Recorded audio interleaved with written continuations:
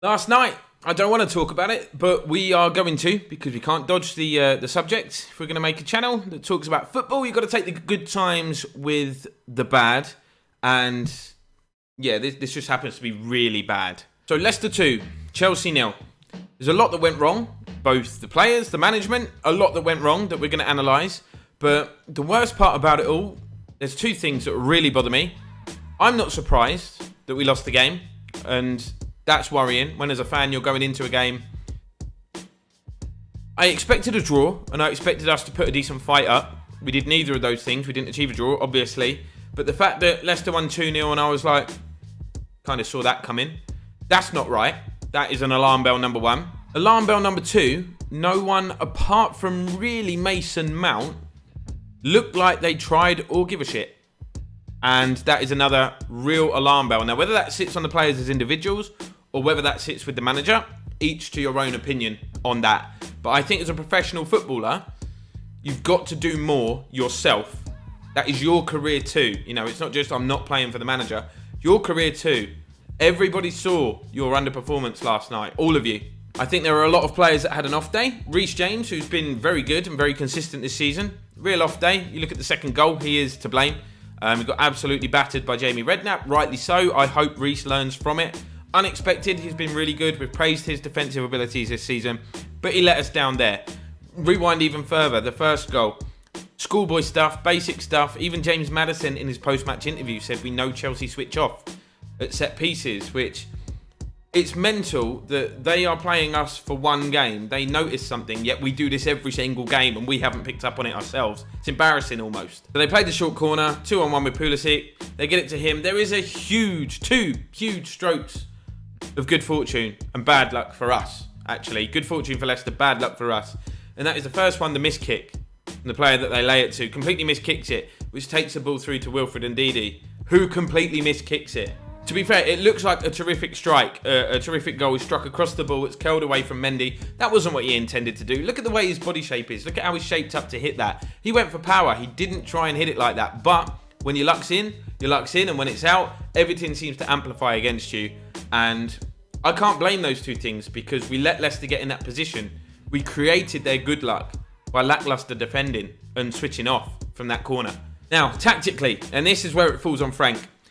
He got it wrong, 100%. 100% to blame.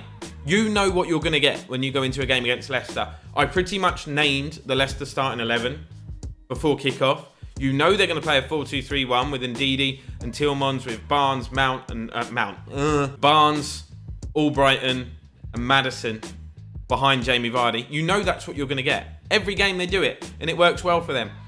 So why then with your key midfielder, N'Golo Kante still out, by the way, out of this game, why then would you not offer that extra bit of protection, knowing that they play three behind Jamie Vardy? Why would you not offer that extra layer of protection to your defence and match them up, man for man?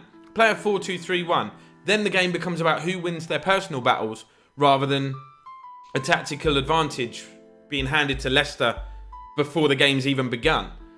Because no man can do that holding role on their own in a 4-3-3, in my opinion. If you're going to do a holding midfield role, you need somebody next to you. You need someone to play off. Anybody would look exposed. In the City game, Kante himself, who is the best at that role, looked exposed. So for me, this is on Frank. This is tactical stubbornness and naivety. Him being reluctant, a bit like we used to see with Sarri, him being reluctant to change his system and him not adapting to the game that's in front of him, to the situation at hand. You've got to do both of those things. You've got to hold your hand up, put your ego aside and say, what we've tried isn't working. This is not the best tactics for this game. Whilst I believe overall these are our best tactics, to beat Leicester away, this is not the way we're going to do it. And he just lined up and it was like sending a lamb to the slaughter. Now, Lampard in or out? He's on borrowed time now. It's bad. It's really bad. That was an inexcusable performance. I can defend Lampard, but not that. And do I think we're making progress? No. Do I think sacking Lampard would lead to a change in our results and a change in fortunes? Yes. Instantly? Yes. Within the next 2 years? Yes, probably. There are great managers out there. You've got Allegri. There's loads of other names being sort of talked about. But that's short-term thinking. again. This hire and fire mentality of Roman and Mourinho has worked for us. It's been successful when results take a downward turn. We get a new manager in. Most clubs, when they get a new manager in, see an upturn in results, an instant improvement. But it's the longevity of that I worry about. We cannot hire and fire managers forever. We can't just go in through this recycle process. All of the decisions that the club has made, from Scolari, Ancelotti, Di Matteo, AVB, all the managers, the list goes on, that we have sacked, have led us to this point where we are today. So yes, sacking Lampard could be an option. Yes, bringing Allegri in might help us achieve top 4. It might. We might win a trophy. We might. But it is still short-term thinking. There is no long-term solution. At some point, we are going to have to take a backward step and take some pain.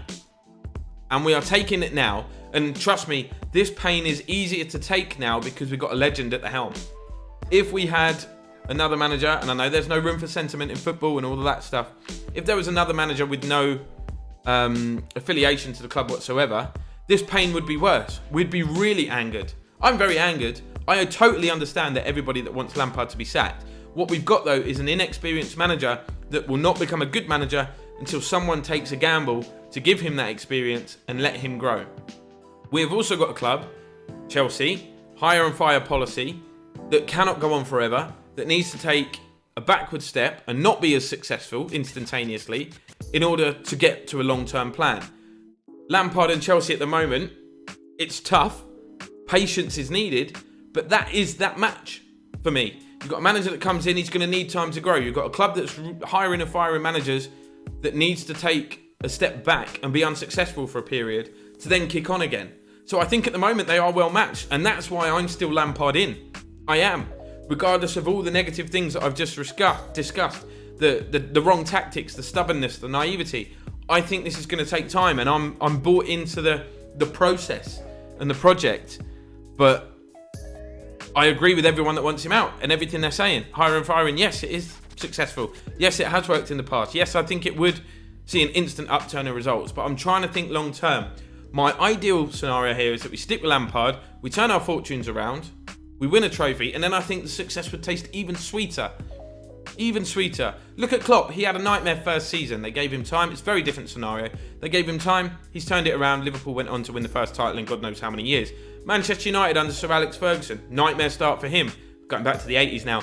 But they stuck with him and they were so dominant through the 90s and the noughties. Now, I'm not saying Lampard is a Klopp, is a Fergie.